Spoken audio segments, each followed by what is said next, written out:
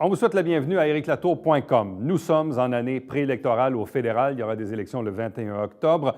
On en discute dans quelques instants avec le député de Saint-Jean à la Chambre des communes, Jean Rioux. Parlons des différents enjeux, entre autres le fameux prolongement de l'autoroute 35. Il semble qu'on aura des bonnes nouvelles peut-être d'ici le printemps. Mais d'abord, parlons d'éducation. Certains diront qu'elle n'aura fait que passer, mais pourtant, elle était au cégep déjà depuis 2012, avait accédé à la direction générale depuis bientôt 3 ans. Mais l'heure de la retraite a déjà sonné pour Michel Comtois.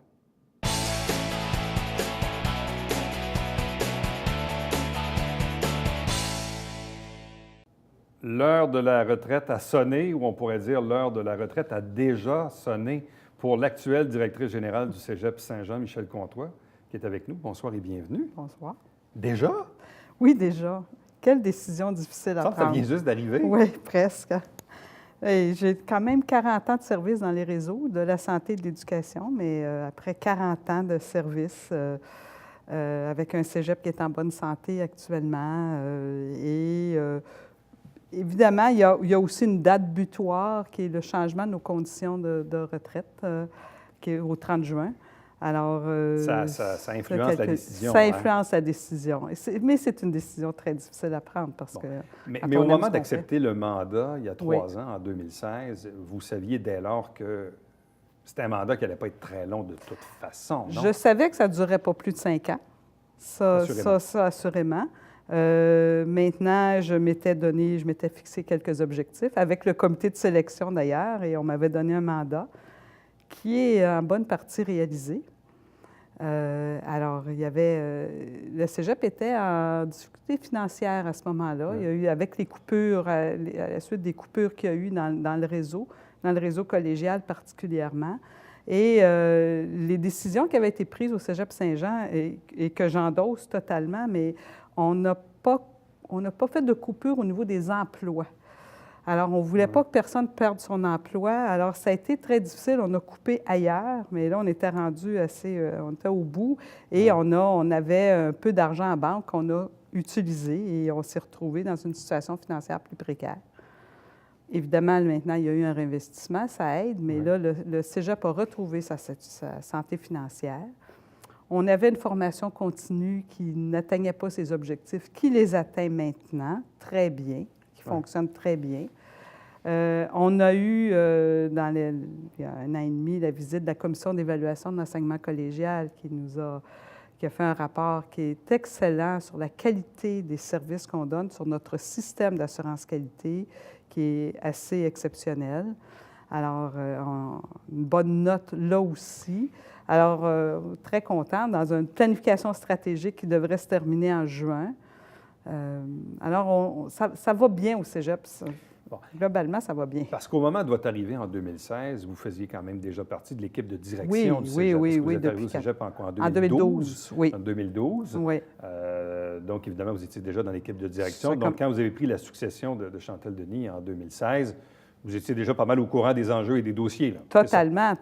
Puis quand je vous dis, j'ai endossé les décisions qui ont été prises avant, oui, j'y étais, là. C'est pas... Mais une fois qu'on arrive en poste en 2016 et qu'on connaît déjà un peu le b.a.-ba du cégep en question, on se dit, OK, je vais être là peut-être 3, 4, 5 ans maximum. Qu'est-ce qu'on a le temps de faire en si peu de temps? Même si on connaît quand même...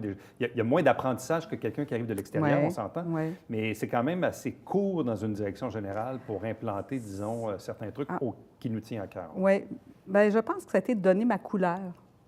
Vous savez, j'arrive du réseau de la santé, je suis physiothérapeute de formation. Alors, je vais mettre en guillemets le caring, le prendre soin, le tenir compte, de travailler avec les gens, très près d'eux. C'est ce que je voulais implanter, donner ma couleur à moi. Et je pense que ça va bien. En tout cas, on me manifeste ça depuis que j'ai annoncé ma retraite.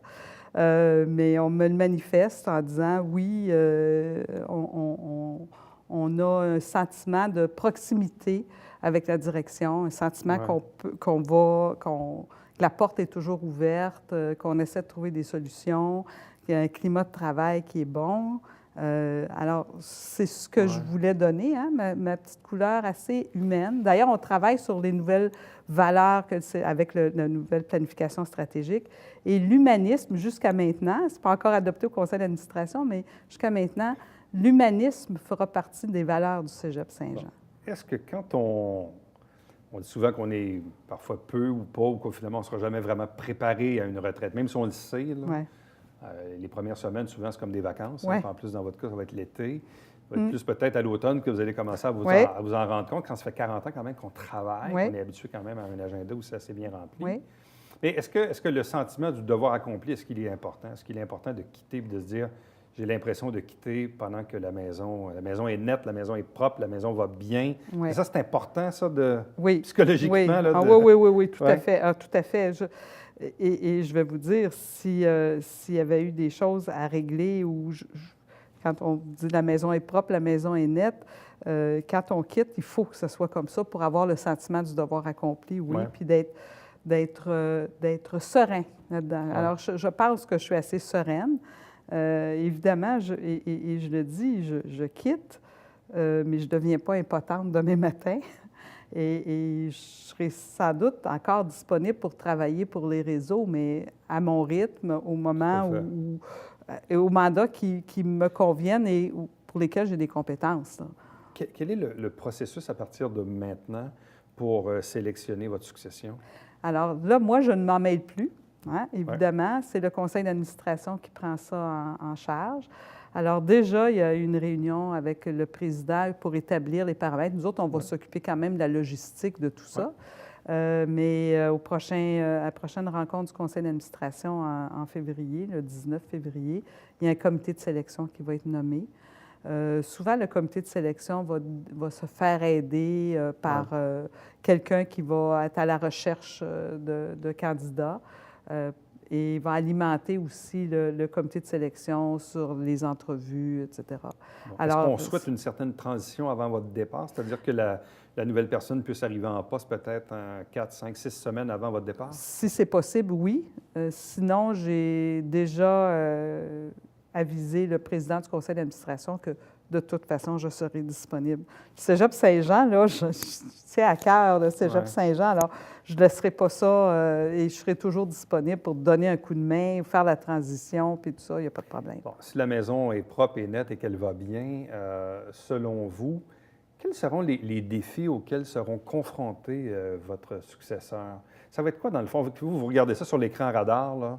Sans lui dire quoi faire, bien évidemment. La personne prendra ses décisions en temps et lieu, mais quand vous regardez ça aller, vous vous dites, OK, là, le cégep dans 1 an, 3 ans, 5 ans, ça va être ça, là, les enjeux du futur. C'est à ça qu'il va être confronté. C'est quoi? C'est clair qu'il faut se positionner sur la formation à distance. Très clairement, l'utilisation des outils numériques. Les cours se donnent à distance. Les grands établissements d'enseignement universitaire et même collégiaux maintenant sont passés là. Je regarde, il y a des cégeps dont toute la formation continue ne se fait qu'à distance. Ils n'ont rien en formation aux adultes, ils n'ont à peu près plus de cours en présentiel. Pardon. On n'est pas là. Alors, il y a un virage à prendre qu'on veut prendre en tout respect de ce qui se fait actuellement et jamais en rejetant ce qui se fait. Puis je vais vous dire une chose, un enseignant avec une crêpe et un tableau noir, ça marche encore, ça. Mais il y a aussi autre chose. Alors, l'important pour les étudiants, c'est qu'ils puissent vivre toutes sortes d'expériences et on veut les préparer pour le marché du travail, pour le monde universitaire. Alors, il faut les amener à utiliser toutes sortes d'outils. Alors, le virage numérique va être, c'est gros, là. Bon, est-ce que le virage numérique, est-ce qu'il est déjà en chantier? On commence. On est à nos premiers balbutiements. Je ne vous dirais pas dans l'équipement numérique, on utilise le numérique continuellement, évidemment, mais sur la pédagogie, l'utilisation pédagogique du numérique, on commence. Il y a Et on commence avec les gens qui veulent le faire, qui souhaitent essayer certaines nouvelles méthodes pédagogiques, puis tout ça, et au rythme où les gens voudront le faire aussi. Est-ce qu'il y a d'autres enjeux liés à des programmes particuliers qui fonctionnent moins bien ou qui fonctionnent trop bien? Est-ce qu'il y a des enjeux à l'égard de la capacité de l'établissement ou d'avoir des nouveaux programmes? Je ne sais pas. Oui, bien, je vous dirais qu'on n'a pas de programme en difficulté. Il y a un programme qu'on essaie de partir et pour lesquels on a toutes les autorisations. On a établi un magnifique programme. On l'a revampé au point où le ministère veut le revamper à la grandeur de la province, puis ils veulent qu'on y participe. C'est la logistique du transport. Alors, on est dans une région où l'industrie du transport est très importante et on a un très beau programme. Quand on parle de logistique du transport, c'est pas juste faire circuler des camions, là, c'est tout le transport de marchandises. Je vais vous donner un exemple. Le Cirque du Soleil, quand il se déplace, ça prend des logisticiens.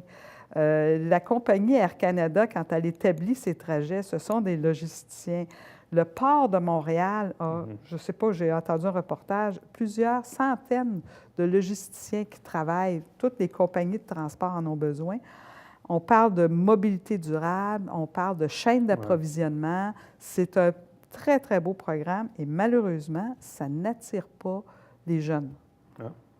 Et il y a un taux d'emploi de 100 C'est un enjeu du côté de nos programmes. Les autres programmes, tous nos programmes sont viables, ça fonctionne bien.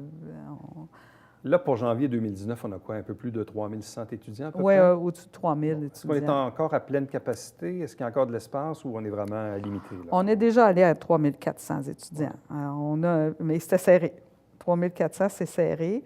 Et je vous dirais que même actuellement, c'est un peu serré. On n'a pas de marge de manœuvre pour essayer des choses nouvelles. C'est un vieux bâtiment qui, je présume, au fil du temps, a été un peu rénové. Au niveau de l'infrastructure, est-ce qu'il y a là aussi des enjeux à venir dans le prochain 5 ans? Notre bâtiment est en santé. Oui. Alors, tous les indicateurs, parce que le ministère nous envoie toujours nos indicateurs, on a un bâtiment qui est en santé, mais qui exige beaucoup. Évidemment, ce n'est pas un jeune bâtiment. Alors, la maçonnerie est à refaire. Là, on refait des toits. Là, chaque année, on refait des toits. On doit refaire toutes les salles de bain. On en refait chaque année. La plomberie est à changer. Et les entrées, bon, c'est toujours... mais même si c'était un bâtiment qui datait de 25 ans, ça serait à refaire, ça aussi. Là. Mais ce qu'on n'a pas chez nous, c'est par exemple un petit auditorium d'une 100-125 places. Il y a le Théâtre des Deux-Rives, puis on travaille avec eux, puis on utilise, mais 125 personnes au Théâtre des Deux-Rives, c'est vide. Alors, c'est difficile. Alors ça, c'est un manque. On n'a pas d'espace pour le faire. Alors ça sera un enjeu pour le... Oui, ça va être un projet, certainement. Qu'est-ce qu'il vous reste à faire d'ici le mois de juin? À part classer ces dossiers et faire des boîtes? Non. Ça, j'ai avisé tout le monde que d'ici le 30 juin, je serai toute là. Et on a un plan stratégique. Alors, un nouveau plan stratégique, on a revisité la mission. On n'a pas changé la mission, on l'a raccourci un peu pour que les gens puissent se l'approprier. Notre vision, on travaille actuellement, mais on parle d'une éducation globale, on parle des rêves à portée de main et nos valeurs. Je ne veux pas les dévoiler tout de suite, elles n'ont pas été adoptées, mais on a quelques valeurs. Et après ça, on parle plus d'engagement éducatif auprès de nos futurs étudiants et planification stratégique pour les 5 prochaines années, 19-24. Et là, le fait d'avoir un gouvernement à Québec qui est pro-éducation, semble-t-il. Oui. Est-ce que vous sentez, est-ce que dans le réseau, est-ce que vos collègues, est-ce que vous sentez qu'il pourrait bouger des choses peut-être au printemps? Bien, je vous dirais qu'on le sent depuis 1 an et demi. Alors, et on est content aussi que le nouveau gouvernement et notre ministre de l'Éducation qui est à côté. Alors, oui, ça semble déboucher beaucoup de choses, puis tout ça, c'est pro-éducation. Alors, je ne suis pas très inquiète de ce côté-là, en tout cas pour les années à venir. Là, je ne suis pas très inquiète. Michèle Comtois, merci beaucoup. Bonne chance pour la suite. Ça me fait plaisir. Merci. Reste avec nous. Au retour, on parle politique.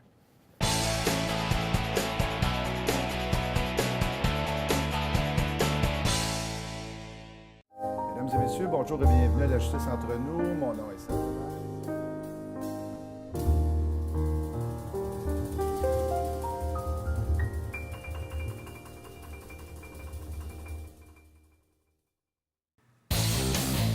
Salut, c'est Alexandre Baudouin. Et François Trépanier. François, cette semaine à Sport Express, on parle de boxe. Oui, avec Marc-André Gauthier et Alexis Barrière. Et on parle du hockey dans le lac Champlain avec Steve Robitaille. Voilà, faut que j'aille faire la vaisselle.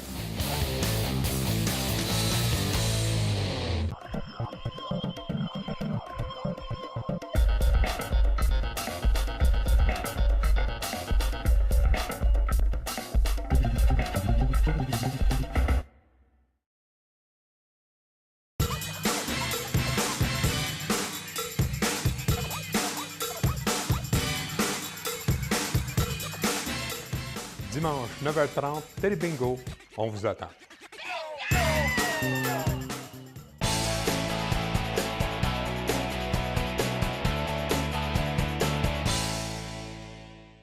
Nous sommes en année électorale du côté d'Ottawa, élection fédérale 21 octobre prochain. Évidemment, les affaires courantes continuent, bien sûr. Il y a des enjeux toujours dont on doit discuter. Bref, on fait le tour de la question avec le député fédéral de Saint-Jean à la Chambre des communes, Jean Rioux. Bonsoir et bienvenue. Bonsoir. On doit s'attendre à quoi cette année? C'est-à-dire que pour le travail de député, quels sont les enjeux que vous désirez poursuivre ou terminer avant la fin du présent mandat et ce que vous allez probablement vouloir mettre sur la table en prévision, évidemment, des élections et du prochain? Bref, c'est quoi le topo de la situation aujourd'hui? Bon, ce que j'aimerais qu'il soit réglé, évidemment, l'autoroute 35, le parachèvement de l'autoroute 35. Et c'est un dossier qui va bien. Je peux dire qu'avec le député provincial, M. Lemieux, on a les mêmes informations de nos ministres. Donc, okay. Ça concorde. Ça c'est rassurant. Et ça, c'est... Qu'est-ce que t'as dit ton ministre? Mon ministre, il m'a dit ça. Ah, OK, il m'a dit la même chose. OK, donc ça veut dire que c'est la même histoire. Ce que je peux dire, que quand on a deux partis qui sont au pouvoir dans une région, ça change complètement le décor. Ah oui? Le travail se fait beaucoup plus facilement parce qu'on est réellement aux sources du pouvoir. Donc, quand je lui dis, le ministre Champagne m'a dit telle chose, puis qu'il me dit, M. Bonnardel m'a dit la même chose, bien, on sait qu'on est en affaires. Okay. Puis ils disent quoi, les ministres, finalement? Hein? Ça va se faire quand? Ben, il va avoir les appels. Écoutez, on pense qu'on devrait pouvoir annoncer une bonne nouvelle au printemps. OK. Oui.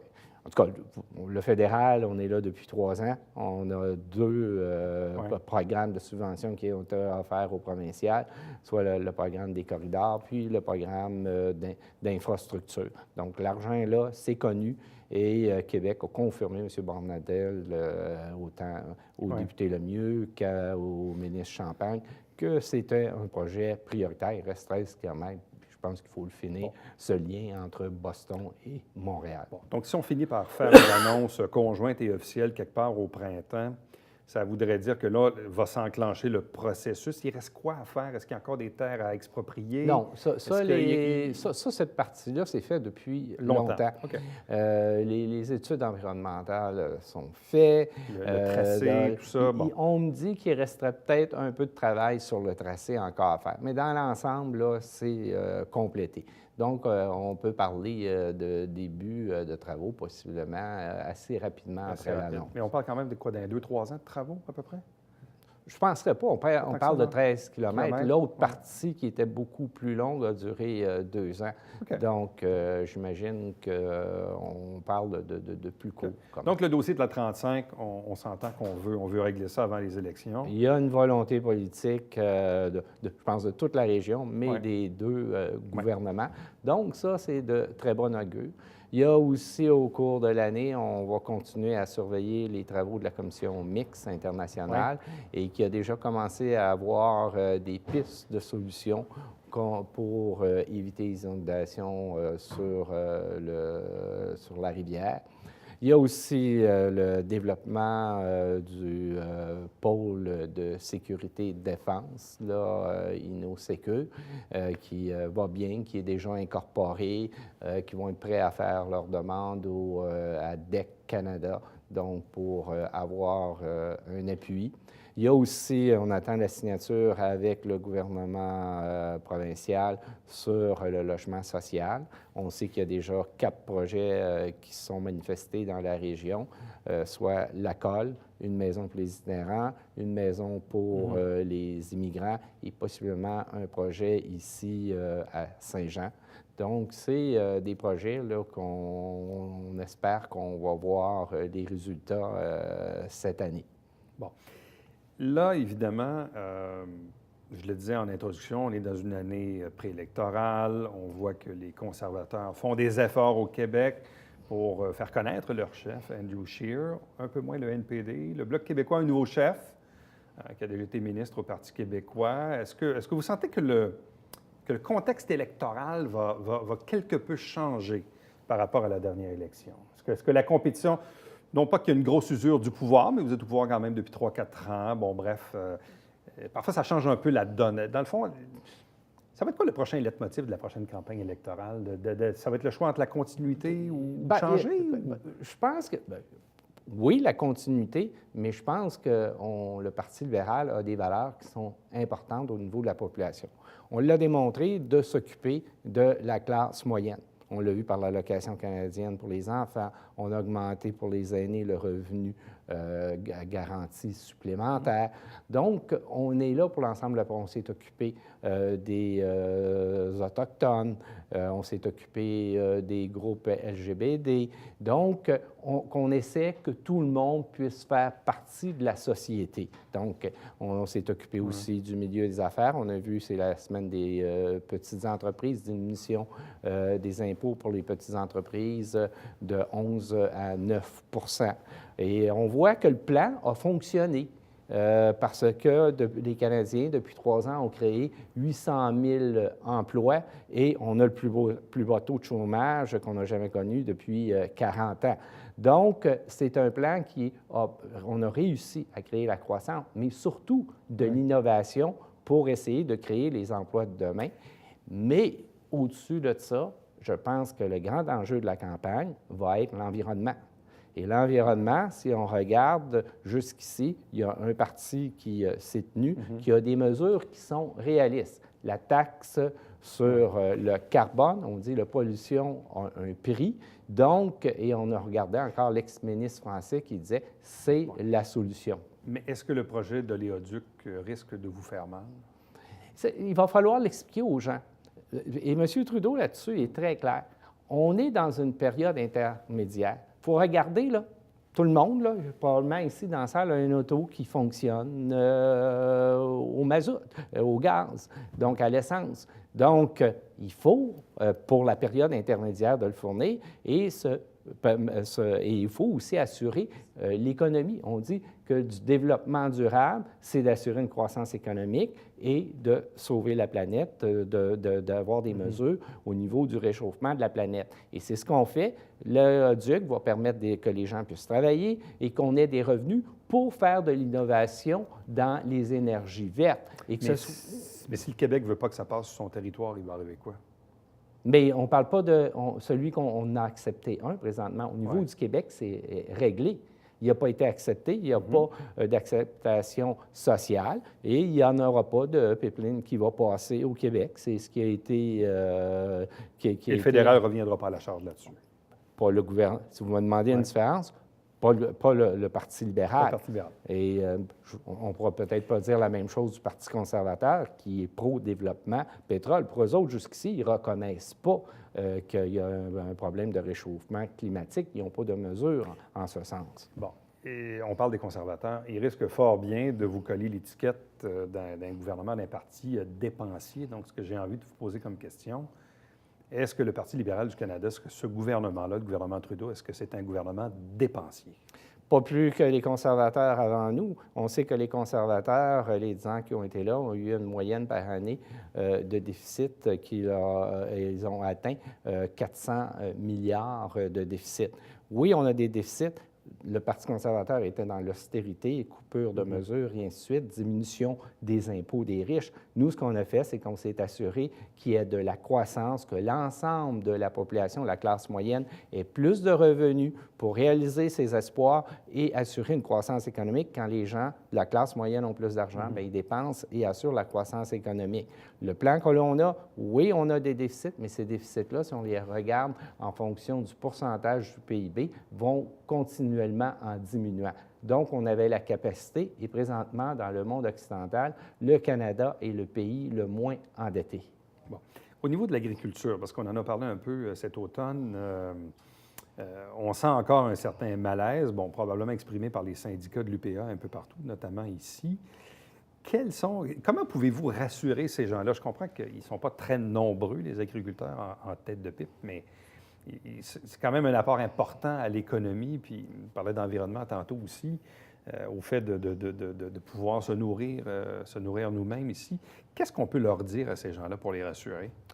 Ce qui a été très clair dès le début, quand est arrivée l'entente, M. Trudeau et autant la ministre Freeland ont dit une chose, L'ensemble des Canadiens sont gagnants avec l'entente qu'on vient de signer avec les États-Unis et avec le Mexique. Donc, l'ensemble des travailleurs gagnants devront compenser ceux qui sont perdants, c'est-à-dire les agriculteurs. Et encore, vendredi, M. Trudeau, à Saint-Hyacinthe, a dit clairement qu'il n'y aura plus de perte de marché pour les agriculteurs dans les nouvelles ententes que nous allons signer. Il dit, je prends cet engagement solennel qu'il n'y en aura plus de perte dans les nouveaux engagements. Bon. Là, vous allez siéger d'une nouvelle chambre de communes. Exact. Un nouveau bâtiment pendant que l'autre va être en rénovation. Oui. Donc, on déménage. Est-ce que vos bureaux personnels déménagent aussi? Non, puis je vais être avantagé. Ah, je vais être encore plus près du nouveau bâtiment, qui est l'édifice de l'Ouest. Donc, ça va être dans un décor bien différent qu'on va siéger.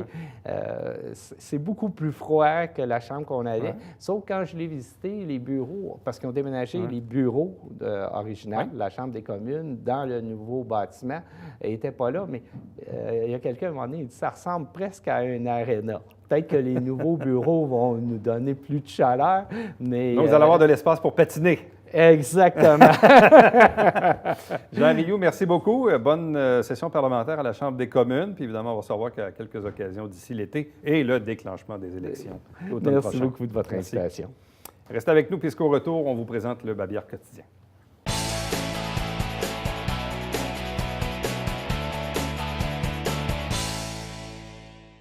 Ces dernières semaines, malheureusement, il y a eu quelques incendies ici dans la région où, dans certains cas, il n'y avait pas d'avertisseurs de fumée ou ils étaient hors fonction. Donc, le service de protection incendie de Saint-Jean-sur-Richelieu vous rappelle, on vous le dit maintenant, allez donc voir si vous en avez et s'ils sont en fonction, vos avertisseurs de fumée. Chaque semaine, des extraits des travaux du Conseil de ville. L'émission est également en rappel sur le web. Et chaque dimanche matin, 9h30 en direct, c'est notre traditionnel télébingo avec 4 000 $ en prix. Nous, notre prochain rendez-vous, c'est demain.